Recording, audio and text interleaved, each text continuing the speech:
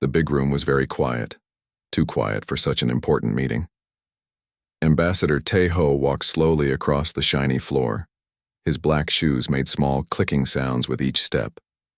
The room was huge, bigger than any building on Earth. The walls were made of some kind of crystal that glowed with soft blue light. Tae-ho felt small in this place. That was the point, he knew. The aliens wanted humans to feel small and weak. They wanted to show their power. But Tae-ho kept his face calm. He had practiced this many times in front of mirrors back on Earth. Behind him walked 3 other humans. Ji-woo was a soldier. She wore her blue uniform with pride. Her hand stayed close to her weapon, but she knew she could not use it here. Hyun-woo was a scientist. His thick glasses made his eyes look bigger. He carried a small computer that held all of Earth's official data. The last person was so young. She worked in secret for Earth's government. Her job was to watch and listen. In front of them sat the Galactic Council. 12 different alien races had seats at the big table. Each race looked very different from humans. Some had too many arms, others had no arms at all. Some breathed air like humans, others needed special suits filled with gas. The leader of the council was called High Counselor Vexitar. He belonged to the Axiom Empire. His people looked like humans, but their skin was gray like metal. They had computer parts built into their bodies. Red lights blinked where their eyes should be. When Vexitar spoke, his voice sounded like a machine. "Human Ambassador," Vexitar said. "You stand before the Galactic Council. We have called you here for an important reason." Tae-ho stopped walking. He stood straight and looked at the council. "Members, we are here to listen," he said in a clear voice. "Good," said Vexitar. "Your species has become a problem." The words hit Tae-ho like a punch. But he did not move. He did not show any feeling on his face. 50 years ago, your people could barely fly to your own moon, Vexitar continued. Now, you have ships that travel between stars. You have built cities on other planets. You mine metals from rocks in space. This growth is too fast. An alien that looked like a giant bug made clicking sounds. This was Kextar from the Threx race. Most species take thousands of years to reach the stars, Kextar said. Humans did it in less than 100 years. This is not normal. Another alien spoke. This one was made of gas held together by a clear suit. "The human ships are everywhere now," said Nebulon of the Nebulan people. "They go to places we have not seen before. They ask too many questions. They learn too fast." Tae-ho felt angry, but he kept his voice calm. "Is it wrong to explore? Is it wrong to learn?"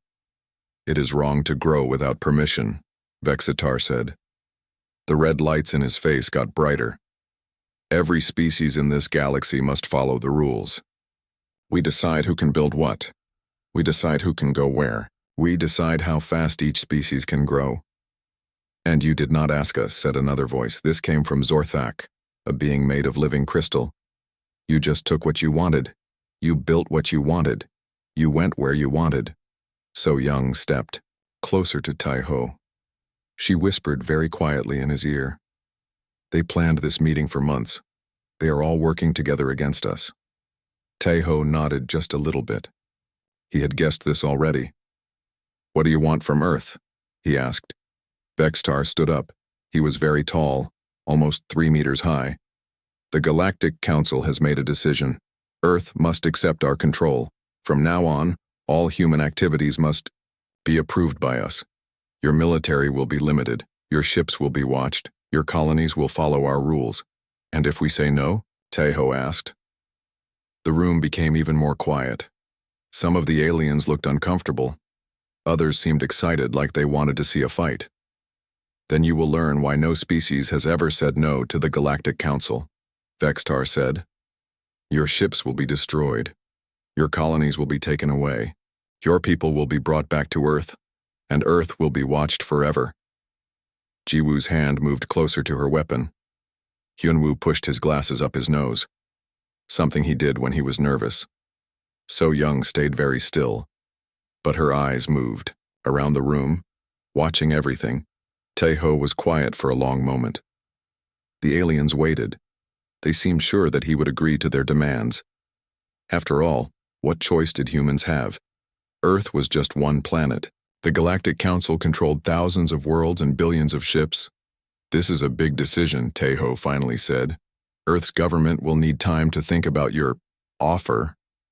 Some of the aliens made angry sounds. They had expected humans to accept right away. Time? Vextar asked. You want time to think about reality? Very well. You have 7 days. 7 Earth days. After that, we will assume that you accept our terms. And if we need more time? Tejo asked. Then you have chosen war. Vextar said simply. And war with the Galactic Council has only one ending. The meeting was over. Guards came to take the humans back to their ship. As they walked out of the big room, Tejo heard the aliens talking among themselves. They were already planning what to do with Earth's colonies. They were already deciding which human technologies they wanted to take. In the hallway, So Young spoke quietly into a small device hidden in her ear. Earth Control. This is Agent So Young. The meeting is over.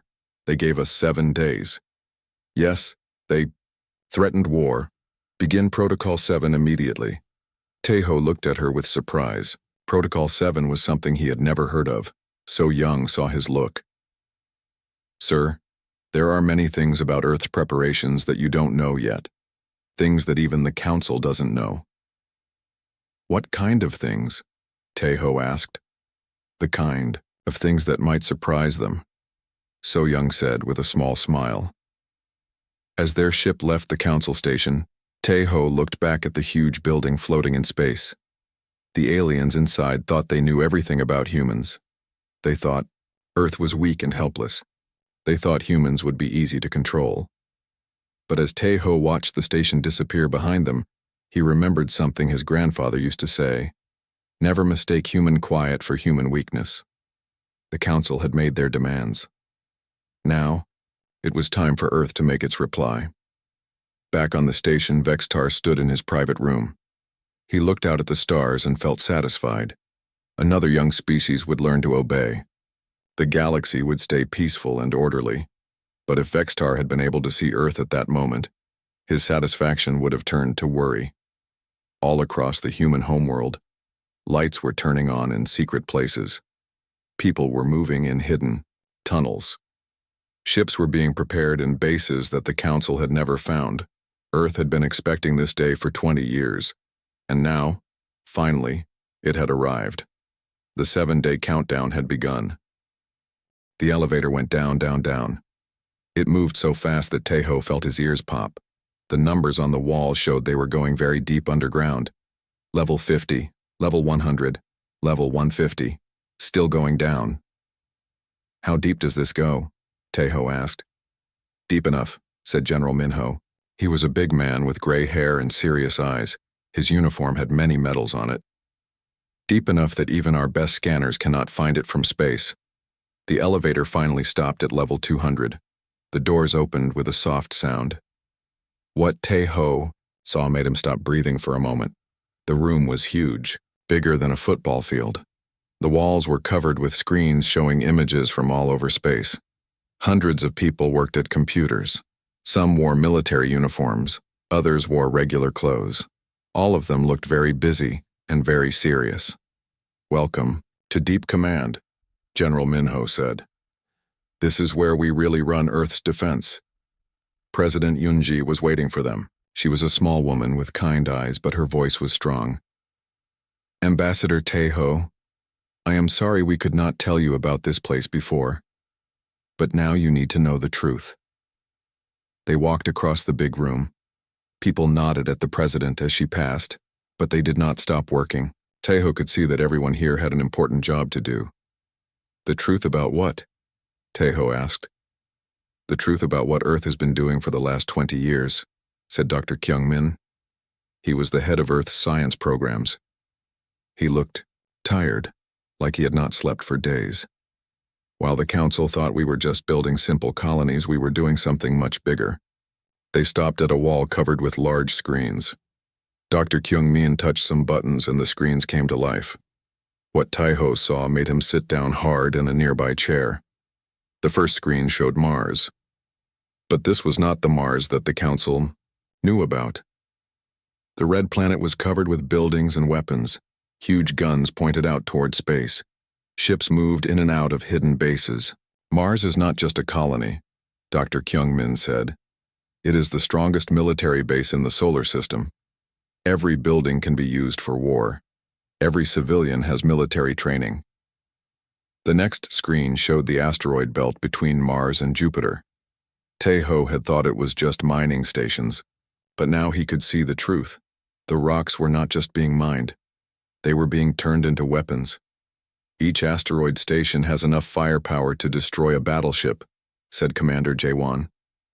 He was young, but his eyes were hard like a soldier who had seen fighting. We have over 3,000 of them. But how? Tae-ho asked. The Council watches everything we do. They have spies everywhere. So-young stepped forward. She had been quiet during the trip underground. The Council thinks they know how humans work, she said. They think we are like them. Slow to change, easy to predict. They were wrong. She touched more buttons. The screens now showed something even more surprising. Ships that looked like simple cargo vessels were opening up. Inside each one were weapons and soldiers. Every merchant ship we built can become a warship in less than 1 hour, So-young explained. Every civilian pilot knows how to fight. Every trade route is also a military patrol. Admiral Yu-jin walked over to join them. She was a tall woman with short black hair. Her uniform was clean and perfect. We learned from Earth's history, she said. Many times strong nations tried to control weaker ones. Sometimes the weak nations fought back and won. We studied how they did it. The Council makes one big mistake, General Minho added. They think that new technology is the only way to win wars.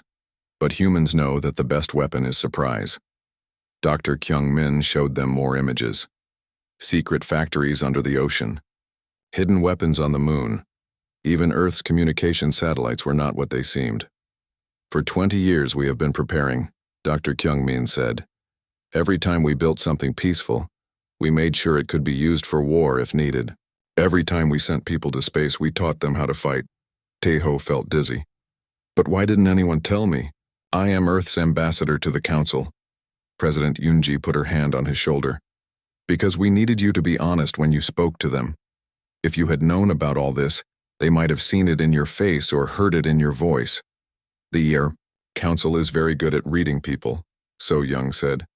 But they cannot read what people do not know. Engineer Dongwoo came over with a tablet computer. He was excited about something. Sir, we just got the signal from the outer system. All the hidden bases are ready. Project Silent Thunder is complete. What is Project Silent Thunder? Tae-ho asked. Dongwoo smiled. It was not a nice smile. It is what happens when human engineers have 20 years to prepare for war. The screens changed again. Now they showed the entire solar system. But instead of a few planets and some empty space, Tae-ho could see that every part of the system was protected. Weapons platforms hidden in empty space. Ships disguised as space rocks. Even the comets had been turned into mobile bases. The Council thinks our solar system has maybe 50 military ships, Admiral Yu-jin said. The real number is over 10,000. And these are not simple ships, Commander Jae-won added. Human engineers do not just copy alien technology. We make it better. Dr. Kyung-min touched the controls again. The screen showed new types of weapons that Tae-ho had never seen before. Gravity weapons that can crush a ship without touching it, Dr. Kyung-min said. Invisible barriers that can stop any attack. Computers that can take control of enemy ships from far away. The Council thinks their technology is the best because it is old and tested, Engineer Dongwoo said. But old technology has old weaknesses. Human technology is new. They do not know how to fight it. President Yoon-ji looked at all the screens around them. 20 years ago, we realized this day would come. The Council does not like it when new species become strong too fast. So we prepared. But we did not prepare for conquest, General Minho said firmly. We prepared for defense. Everything you see here is to protect Earth and human colonies. We do not want to rule the galaxy. We just want to be free, Admiral Eugene added. Tejo stood up slowly. His legs felt weak. Everything he thought he knew about Earth was wrong. His home planet was not a small, peaceful world trying to find its place in the galaxy. It was a fortress ready for war. What happens now? He asked. Now we wait, President Yunji said. We have 6 more days before the Council expects our answer. In that time, they will move their fleets into position. They will prepare to attack us. But they will not attack what they think they will attack, So Young said with a small, cold smile. They think they will find a few scared humans hiding behind weak defenses, General Minho said. Instead, they will find something that no alien species has ever seen before. What is that? Tejo asked. Admiral Eugene looked at him with serious eyes. They will find out what happens when you corner the human race. The screens around them showed ships moving in space. Human ships, getting ready for the biggest fight in Earth's history. Soon the Council would learn that their biggest mistake was thinking humans were just another weak species to be controlled. The countdown continued. 6 days left. 7 days had passed. Ambassador Tejo walked into the council chamber once again, but this time he was not alone. Captain Wu Jin walked beside him. The captain was young, but his eyes were sharp. He wore a simple uniform with no weapons showing. Behind them came Specialist Yona. She carried a small case that looked like it held papers. But the case was much more important than it looked. Inside were secrets that would change everything. The council members sat in their big chairs. They looked happy and confident. High Counselor Vextar's red eyes glowed brighter than before. He was sure that the humans would accept his demands. Human Ambassador, Vextar said in his machine voice. 7 days have passed. What is Earth's answer? Tejo stood straight and tall. His voice was calm and clear. The United Earth government has made its decision. We reject your offer. The chamber became very quiet. Then it exploded with noise. Aliens jumped from their seats. Some made angry sounds. Others looked shocked. No species had ever said no to the council before. Impossible, shouted Kextar, the big bug-like alien. No one refuses the council. You do not understand, said Neblon, the gas creature. We are offering you a chance to live. If you refuse, you will die. Tejo did not move. He did not show fear. We understand perfectly. You want to make us slaves. We choose freedom instead. Vexitar stood up. His tall metal body made him look scary. Then you have chosen death. The council fleet will show you why obedience is the only choice. Before you do that, said Captain Wu Jin, perhaps you should look at something. Specialist Yaona opened her case. Inside was a small computer. She pressed some buttons, and images appeared in the air above the council table. The aliens gasped. On the screens were pictures of their own ships, their own bases, their own secret weapons. Every detail was perfect. Every weak spot was marked. What is this? Demanded Zorthak, the crystal being. This is what we have been doing while you thought we were just mining rocks, said strategic analyst Sang-Ho. He had been quiet until now, but his voice carried across the room like a weapon. We have been watching you, learning about you, studying your every move. More images appeared. Council meeting rooms that were supposed to be secret, military plans that were supposed to be hidden, even personal messages between council leaders. Impossible, whispered Vextar. Our security is perfect. No one can break our codes. Communications. Officer Jihai smiled. It was a cold smile that made the aliens uncomfortable. Your security was perfect against alien thinking, but you never planned for human thinking. We think differently than you do, Sang-Ho explained. Where you see strong walls, we see weak spots. Where you see perfect systems, we see ways to break them. The images kept changing. Now they showed council military bases from the inside. Secret weapons being built, ships being prepared for war. For 5 years we have been inside your systems, Jihai said. We know everything you know. We have read every message you have sent. We have seen every plan you have made. This is impossible, Vextar repeated, but his voice sounded less sure now. Your people are very smart, Tejo said. But you are also very predictable. You do the same things the same way for hundreds of years. Humans change and adapt every... Captain Wu Jin pressed more buttons on the computer. New images appeared. These showed something that made the council members very afraid. These are your fleets, Wu Jin said. All of them. We know where every ship is. We know how many weapons each one has. We know which ones are old and which ones are new. The images showed council ships all over the galaxy, but there were red marks on many of them. The red marks show ships that have problems, Specialist Yona explained. Problems that you do not know about yet. What kind of problems? Asked Neblon. His gas body was changing colors, showing that he was nervous. The kind of problems that happen when humans have been fixing your computers for 3 years, Jihai said with another cold smile. The council members looked at each other with fear. They were starting to understand what the humans were saying. You, see? Sangho continued. While you were watching us mine asteroids, we were also offering to help fix your old computer systems. You thought we were just trying to be friendly. You thought we were too simple to cause problems. But every time we fixed something, Wu Jin added, we also left something behind. Something small, something hidden. Something that is now in every major system you have, Yona finished. Vextar's red eyes flickered like broken lights. You put viruses in our computers. We prefer to call them sleeping programs, Jihai said. They do nothing until we tell them to wake up. But when they wake up, they can do many interesting things. More images appeared.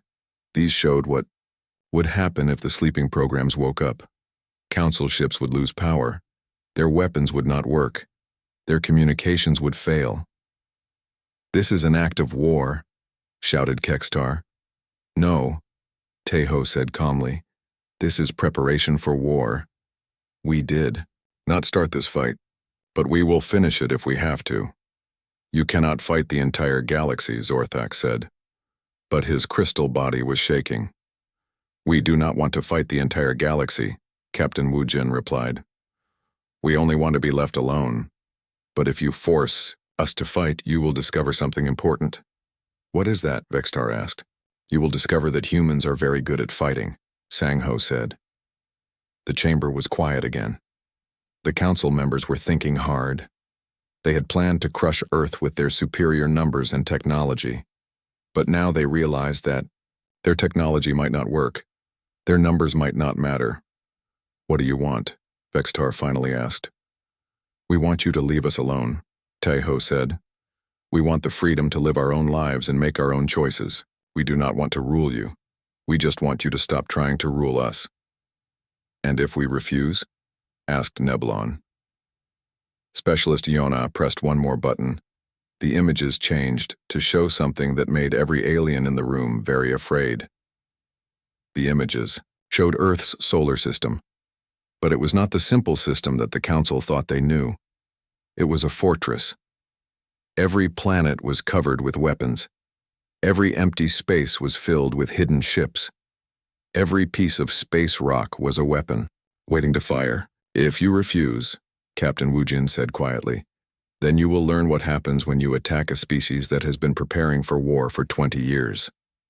You will learn what human determination looks like, Sangho added. And you will learn why no one should ever try to make humans into slaves, Tejo finished. The council members looked at the images. They looked at each other. They were starting to understand that they had made a terrible mistake. High Counselor Vextar sat down slowly. His red eyes dimmed. We need time to think about this. Of course, Tejo said politely. Take all the time you need. But remember, we know where all your ships are. We know what you are planning. And we are ready. As the humans left the chamber, the aliens sat in shocked silence. They had expected to crush a weak species. Instead, they had found something they had never seen before. They had found humans who were ready to fight back. The galaxy was about to change forever. 300 ships filled the empty space around Earth's solar system. They came from 6 different alien races. Each ship was huge and powerful. The smallest ones were as big as cities. The largest ones were as big as mountains. Fleet Admiral Rexon of the Threx commanded the attack fleet from his flagship. His bug-like body was covered in hard shell armor. His many eyes watched the screens around him. He felt confident and strong. "All ships report status," Rexon clicked into his communicator. "Axiom Empire Fleet ready," came the mechanical voice of Commander Vexmall. "Nebulan Force ready," said Captain Nebivore in his gaseous voice. "Crystal ships ready," reported Leader Zorhan. One by one, all 6 fleets reported they were ready to attack. Rexon looked at his tactical display. Earth's solar system looked almost empty. A few small ships moved between the planets. Some mining stations floated in the asteroid belt. It looked like an easy target. "Begin the attack," Rexon ordered. "Show these humans what happens when they refuse the Council's wisdom." The great fleet moved forward. Their weapons powered up. Their shields came online. Rexon expected the humans to surrender quickly when they saw the size of the attacking force. But something strange happened. As the Council fleet moved closer to Earth's system, space around them began to change.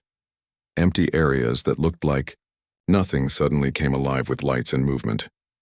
"Admiral," called his sensor officer Kexalon, "I am detecting massive energy readings, but I cannot see what is causing them." "Explain," Rexon demanded. "Sir, the sensors show weapons and ships all around us, but my eyes see only empty space." Before Rexon could respond, a human voice came over the communication system. It was calm and clear. "This is Admiral Yu Jin of the Earth Defense Force. Council Fleet, you are now surrounded by defensive positions you never detected. You are targeted by weapons you cannot see. This is your final warning. Turn around and leave or face the consequences." Rexon laughed. It sounded like breaking glass. "Human Admiral, we see a few small ships and some mining stations. You cannot threaten the might of the Galactic Council." "I was hoping you would say that," Admiral Yu Jin replied. Suddenly, the empty space around the Council fleet exploded with activity. Asteroids that had looked like normal space rocks opened up to reveal massive weapons. Mining stations dropped their disguises and showed their true nature as battle platforms. Even tiny pieces of space debris began moving in organized patterns. "Impossible," Rexon shouted. "Our sensors would have detected military installations." From the bridge of the Earthship Indomitable, Captain Wu Jin watched the Council fleet's confusion with satisfaction. "Admiral Yu Jin, all Ghost Protocol systems are active. The enemy fleet is completely surrounded." Admiral Yu Jin nodded. She stood in the command center on Luna, Earth's moon. Around her, hundreds of officers worked at their stations. The room was filled with displays showing every part of the battle. "Captain Wu Jin, show them what human engineering can do," she ordered. On Rexon's flagship, alarms began ringing. Tactical Officer Hajun reported from his station on the Indomitable. "Sir, their formation is breaking apart. They're trying to run away." But Fleet Coordinator Inho had expected this. "Admiral, activating the grid now." Suddenly, space itself seemed to bend around the Council ships. Invisible forces grabbed them and held them in place. Ships that tried to jump to faster than light speed found they could not. Ships that tried to turn around found they could not move. "What is happening?" Rexon screamed at his officers. "Sir, we are caught in some kind of gravity trap," reported his science officer. "Our engines are working, but we cannot move. The humans have created artificial gravity wells around our entire fleet," added another officer. "This technology should be impossible." Admiral Yu Jin's voice came over the communications again. "Council fleet, you are now experiencing human gravity weapons. Your ships are held in place by forces that bend space itself. You cannot escape. You cannot fight back, but you can listen." Rexon tried to fire his weapons, but they would not work properly. The targeting systems were confused by the gravity fields. Shots that should have gone straight curved away into empty space. "How is this possible?" he whispered. While you were following the same old tactics for thousands of years, Captain Wu Jin explained over the radio. Humans were developing new ways to fight. We studied your weaknesses. We found better solutions. More human ships appeared from hiding places. They came out from behind moons and planets. They emerged from asteroid fields. They uncloaked from invisible positions. Each one was smaller than the Council ships, but they moved faster and more cleverly. Sir, reported Tactical Officer Hajun, enemy ships are trying to break free from the gravity traps, but every time they try, more traps activate. Good, said Admiral Yu Jin. Show them the next surprise. Suddenly, the Council ship's own computers began working against them. Weapons systems shut down. Shield generators stopped working. Communication systems started playing human music instead of carrying orders. Our computers are not responding, shouted Rexon's technical officer. It is like they are being controlled by someone else. That's because they are, came the voice of Communications Officer Ji Hai from Earth. Remember those helpful repairs we did to your systems? All those sleeping programs are now awake. One by one, the great Council warships became helpless. Their weapons would not fire. Their engines would not move them.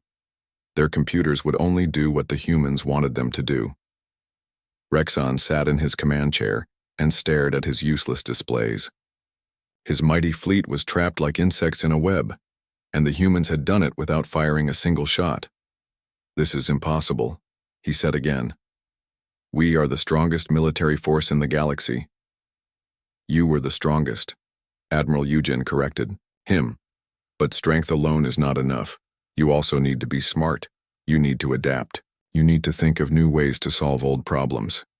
Humans are very good at solving problems, added Captain Wu Jin. Especially the problem of what to do when someone tries to make us slaves, finished Fleet Coordinator In-ho. The Council fleet floated helplessly in space. 300 of the most powerful warships in the galaxy, defeated by an enemy they had thought was weak and primitive. What do you want? Rexon finally asked. We want you to go home. Admiral Yujin said simply.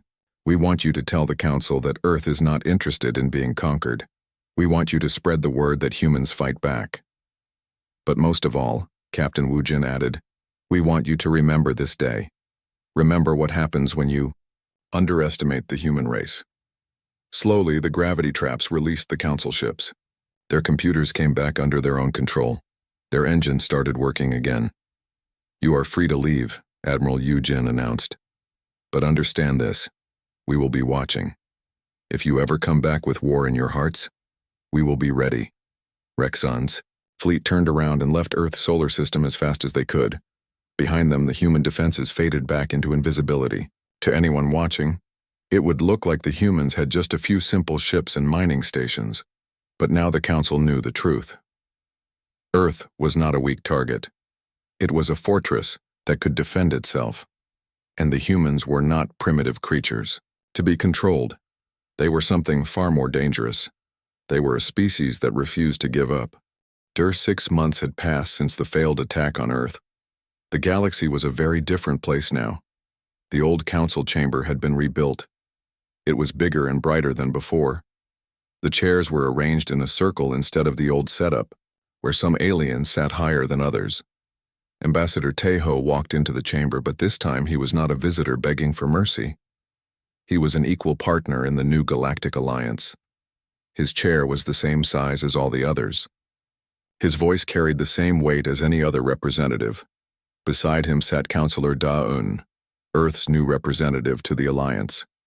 She was a smart woman who spoke many alien languages. Her job was to help build bridges between humans and other species. The old High Counselor Vextar was still there, but he was no longer the leader. Now he was just one voice among many. His red eyes were dimmer than before. The defeat of his fleet had humbled him greatly. This Alliance Council meeting will now begin, announced the new Alliance leader, a wise alien called Mordan from a neutral species. Our first topic is the new trade agreements. Trade Coordinator Jun-ho stood up to speak. He was young, but very good with numbers and business deals. The new system is working well, he reported.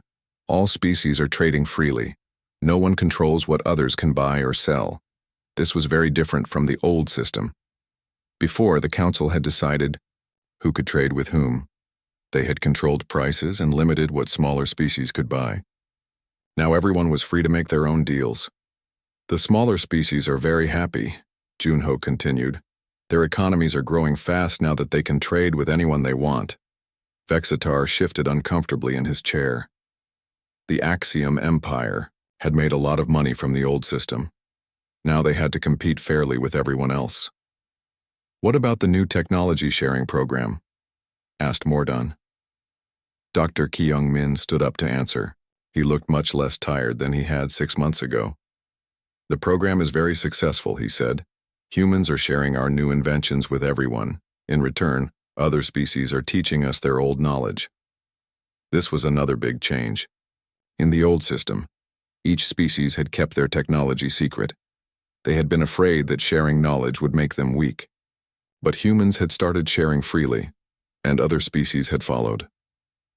The medical advances have been amazing, Dr. Kyung-min continued.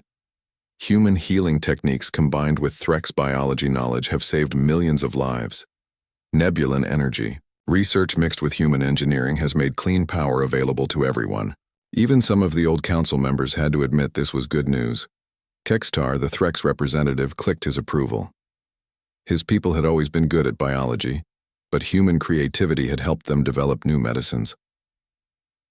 What about security? Asked Zorthak, the crystal being. How do we handle conflicts between species?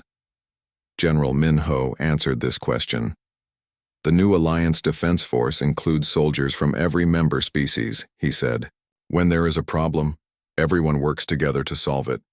No single species has control over the others, added Admiral Yujin. If one species starts acting like a bully, all the others work together to stop them. This was the biggest change of all. The old council had used fear to control other species. The new alliance used cooperation and shared strength. But what if a species leaves the alliance? Asked Neblon, the Nebulan representative. What if they try to build their own empire? Diplomat Sujin smiled. She had been working hard to build friendships between different species. That is why we have the cultural exchange programs, she said. When species understand each other better, they are less likely to fight. Young people from every species now study together, Sujin continued. They learn each other's languages and customs. They become friends. It is hard to make war on your friends. President Yunji, who was visiting the Alliance headquarters, nodded with approval. The program has been so successful that we are expanding it, she said. Next year, we will have exchange programs for artists, scientists, and business people, too. Vexitar finally spoke up. His mechanical voice was quieter than it used to be. The Axiom Empire has learned much from recent events, he said slowly.